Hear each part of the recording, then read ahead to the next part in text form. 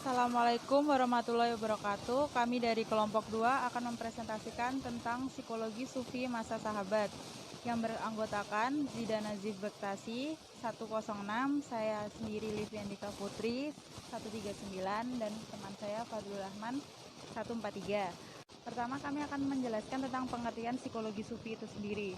Psikologi sufi merupakan bagian dari perkembangan disiplin pengetahuan tasawuf dalam Islam.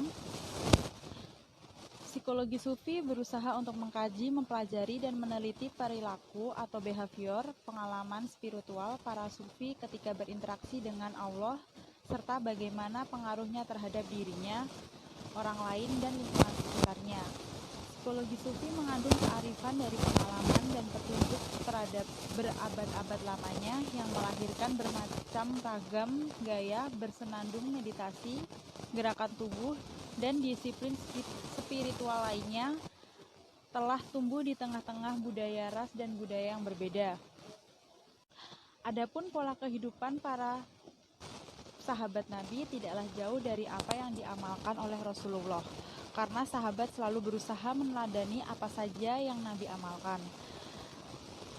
Sehingga pola kerohanian para sahabat selalu berusaha disesuaikan dengan tuntunan Rasulullah, serta bersikap sederhana, waro, zuhud, dan selalu berbuat kebaikan guna mendapatkan ridho Allah SWT.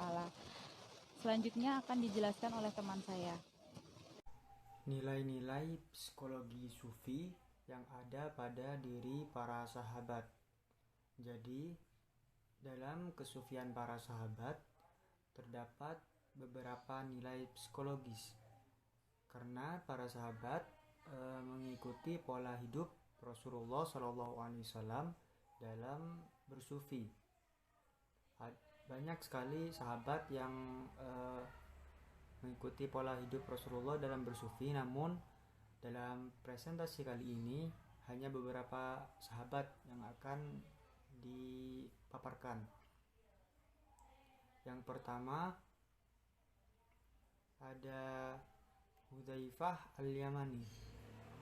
Hudzaifah al-Yamani tergolong pula sebagai seorang sahabat yang alim, berilmu, dan bijaksana. Karena beliau adalah seorang alim, sehingga banyak orang yang datang berguru kepadanya. Walaupun beliau mempunyai ilmu yang banyak, namun sifat beliau rendah hati dan mempunyai kasih sayang yang besar. Kemudian yang kedua, Umar bin Khattab. Umar bin Khattab adalah orang yang tegas dan berani. Namun di balik ketegasan dan keberanian beliau mempunyai sifat kasih sayang terhadap sesama manusia, terlebih kepada umat Islam. Maka ketika beliau diangkat sebagai khalifah, beliau selalu mengadakan pengamatan secara langsung terhadap keadaan rakyatnya. Jadi terjun langsung melihat kondisi rakyatnya. Beliau juga hidup dalam kesederhanaan dan zuhud. Yang ketiga, Utsman bin Affan. Utsman bin Affan adalah seorang yang kaya. Beliau diberikan kelapangan rezeki oleh Allah Subhanahu wa taala, namun beliau selalu ingin hidup dalam kesederhanaan. Sedangkan harta kekayaan beliau selalu dijadikan sarana untuk menolong orang-orang yang membutuhkan, yaitu orang-orang fakir dan orang-orang miskin. Gambaran tersebut termasuk dalam sikap zuhud sufi, karena beliau tidak tertarik kepada kekayaan, materi, atau kesenangan duniawi. Yang keempat, Abu Bakar As-Siddiq. Abu Bakar As-Siddiq adalah seorang saudagar kaya ketika masih berada di Mekah. Namun ketika beliau hijrah ke Madinah, harta kekayaan beliau dengan rela dan ikhlas disumbangkan untuk kepentingan tegaknya agama Islam, sehingga beliau dan keluarga beliau hidup dalam kesederhanaan. Beliau mempunyai sikap yang lemah lembut, jujur, rendah hati, serta zuhud. Yang kelima, Bilal bin Rabah. Bilal termasuk budak pertama yang masuk Islam. Ia adalah muazin pertama yang ditunjuk oleh Nabi untuk mengumandangkan azan. Bilal bin Rabah memiliki sifat zuhud dan bersikap baik. Yang keenam, Salman Al-Farisi. Salman Al-Farisi sudah dikenal sebagai orang yang sangat arif dan mengetahui secara mendalam ilmu-ilmu mistis.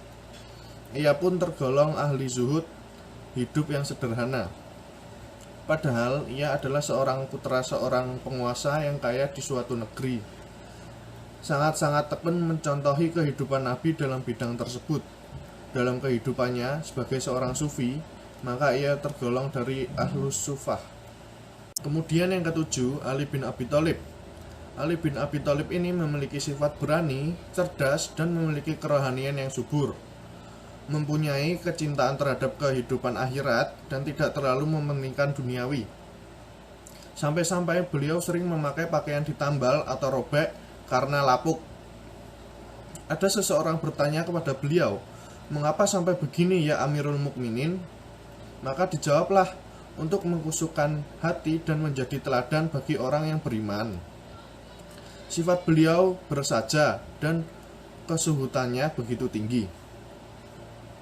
Yang kedelapan, Abu Dzar Al-Ghifari. Ia lebih senang memilih cara hidup sederhana, lemah lembut, dan sabar, sehingga tidak pernah merasa menderita bila ditimpa cobaan. Kemudian, tasawuf ini berlanjut di masa tabi'in. Di antara tokoh sufinya adalah Hasan Al-Basri dan Rabi'ah Al-Adawiyah. Kemudian ajaran tasawuf mengalami perkembangan yang luas sampai di masa sekarang. Terima kasih. Itu yang bisa kami sampaikan dari kelompok 2 terkait dengan psikologi sufi masa sahabat. Bila ada kekurangan atau kesalahan dalam penjelasan kami, mohon diingatkan dan dibenarkan, sehingga bisa untuk koreksi kami ke depannya. Wassalamualaikum warahmatullahi wabarakatuh.